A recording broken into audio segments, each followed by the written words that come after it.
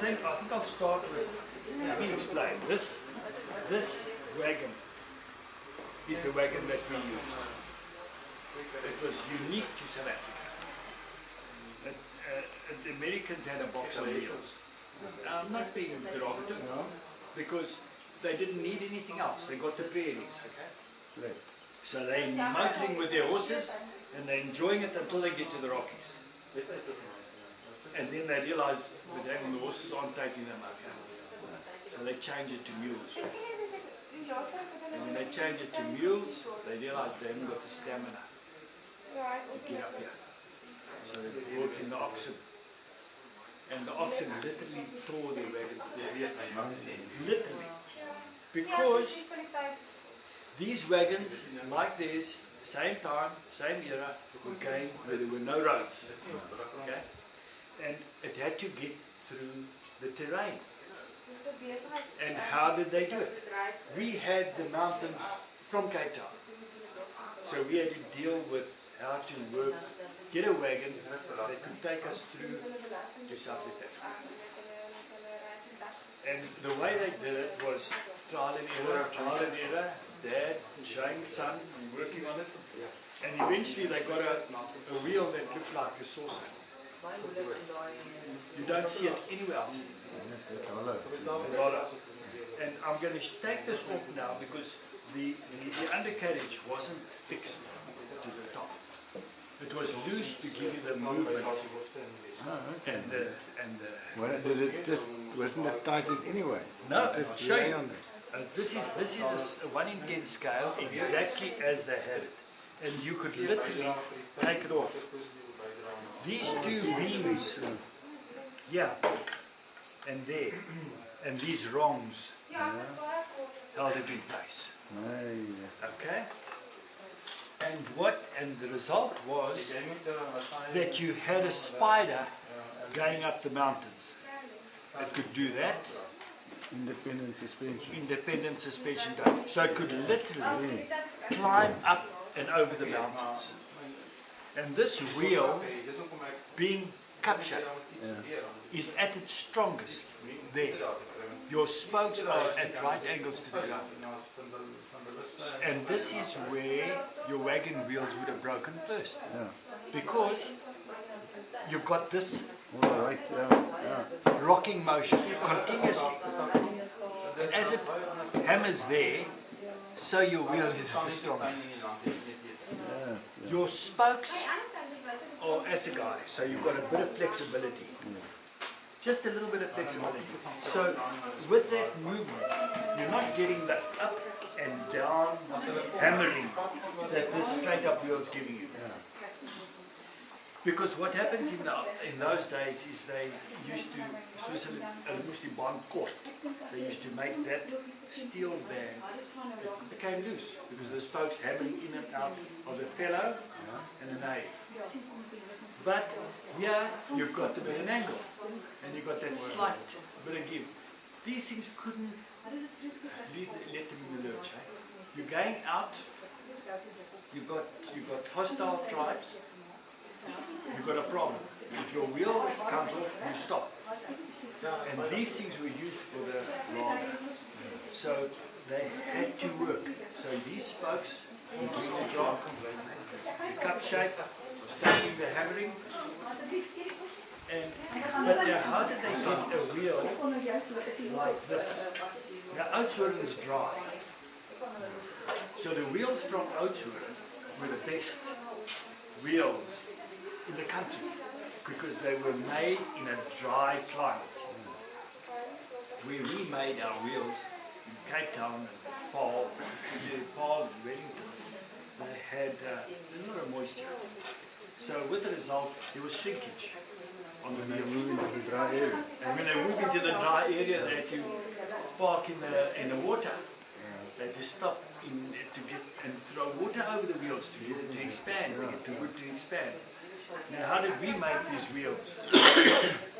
The problem we had was we heated the iron band and we put it over like they did it, but with a scale it just burnt the fellows too much. So I couldn't get it to grip. So we got the idea of measuring these fellows out, putting it into the microwave, putting it on for a good shot so that it takes all the moisture out of the fellows and they're all shrunk. And then we put the band over quickly and everything like that.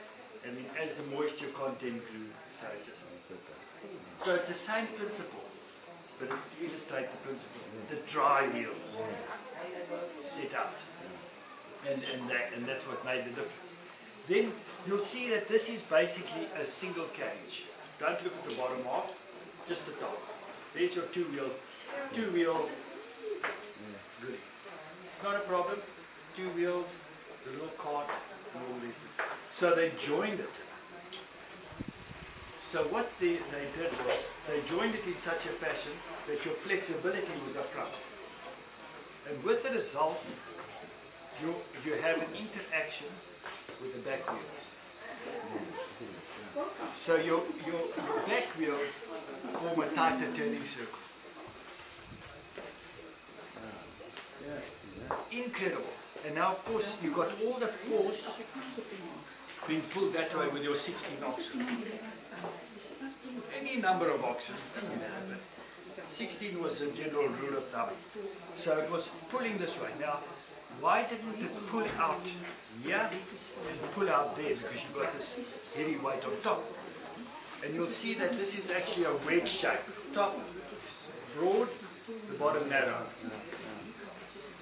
Top narrow, bottom broad. And this is clamped. This beam here is clamped. So it cannot move backwards or forwards. And this one has got your two side pieces going through the back, which makes it an absolute unit. Can't pull out. Can't pull out. So you've got broken out for the fellows, and you'll see the grain is running across angles to the spoke, otherwise the wood will break. So you've got the grain running at cross angles, you've got assegai for the flexibility, and you've got hard pair for the nave. And that's an excellent wearing, hard wearing, turning circle. The axle is tapered, so you can shove the wheel a little bit higher as it wears and put a wedge in over there. And then you've got the little mud guards there because the mud drops off onto there. So you don't fall it. That's a little mud guard there. So you don't have a grinding paste inside. And then this thing, this is the top part, is shaped like a jawbone of an ox. This is where the name comes from, Karkebeenwa. There's your little bed, tied, and there's the carcass. But light, easy to tackle, easy to put branches underneath, to put it down a mountain so that you don't damage the undercarriage. Just pull it up with branches, pull it down. Oxen take that one. Coming to water, no problem.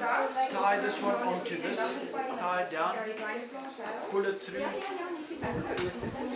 Brakes. Now we've got brakes. These spura that you see in the mountains where the wagons go is made largely from the brakes. That's a brake shoe